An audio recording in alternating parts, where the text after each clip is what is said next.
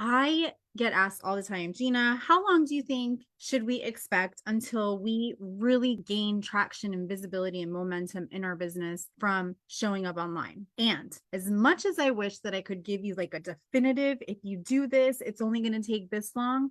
Here's what I can tell you. Whatever you start now takes about 90 days to actually come to fruition the way you want it to in realistic expectations.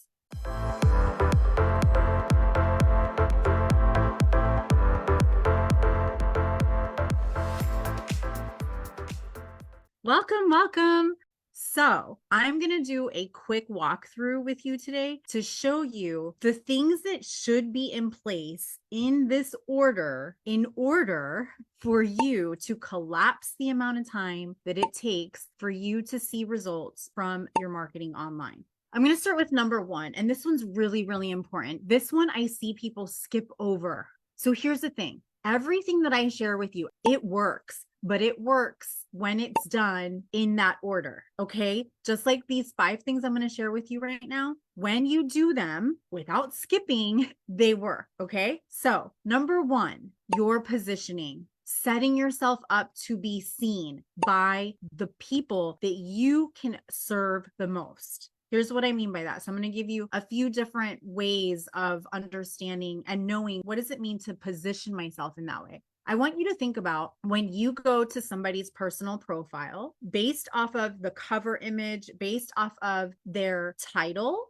based off of what they call themselves. You yourself, within 3 to 5 seconds, you are deciding if this is someone who you feel confident, you feel certain is who they say they are, meaning they actually do what they say they do. And typically on Facebook, for example, say you network with someone and you just became friends with them, you're going to go snoop them out, right? And you're going to go check out their profile. You're going to see what they're all about. Typically, we have about 3 to 5 seconds to make that first impression. So think about how you think about others when you are starting to connect with them, especially if it's a high profile expert, somebody that you're maybe going to have a large money exchange with for high level services. So your positioning matters. Do not skip this step. And a few things that you need to do immediately is update that cover image. Make sure that your cover image represents what it is that you do, who you serve, and how you serve them. Okay. Go look at my personal profile, for example. And by the way, if we're not friends, go ahead and friend me. Let's connect. But that's like the biggest inventory piece that you have on your personal profile that you want to make sure that it's optimized. You also want to make sure that you are not just calling yourself an owner of something or a founder of something, but what do you actively do, right? So for me, I'm a personal brand coach, a social media strategist, a visibility strategist. Like, even though I am the owner and founder of Hype Media and Stylishly Branded, which is one of our divisions of Hype Media, I don't just say that I'm the owner and founder of these things.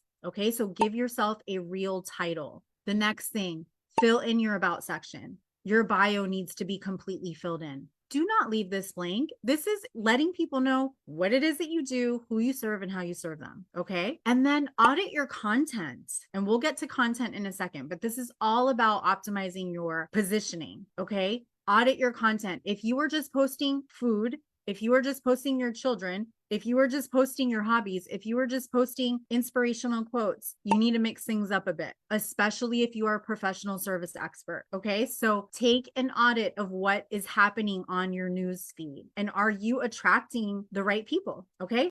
Second thing that you need to make sure to do so that you are collapsing the amount of time that you get results from your marketing.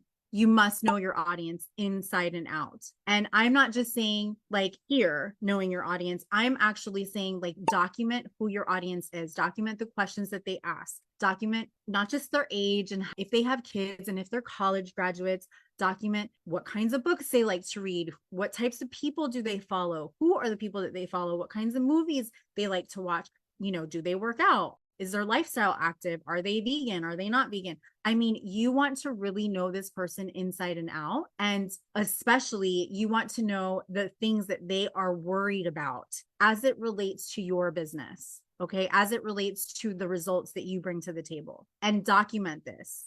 It's really, really important. It's hard for you to move on to the next pieces of this without knowing that, without knowing who your audience is. you're going to be completely off. Number 3, your mindset. Understanding that people aren't buying what you're actually selling. The exchange of money that they're giving you is actually in the desire that they're looking for. And that whole desire starts with the relationship that they're building with you. And mindset is everything. And then that's what takes me to number 4. You build that rapport and you attract that audience to build that rapport with your marketing. And your marketing, I'm talking about things like your content. So having conviction in your content. Conviction is key. Conviction is what resonates with your tribe. So if any of this like feels good to you right now, it's probably because you're my people and I'm your people, right? If I'm not your people, you're probably going to blow me off. And that's totally okay. And I'm okay with that because I have conviction in my message and I know my people because I've been there. Like I have been in your shoes when I, first started and was trying to build my online presence.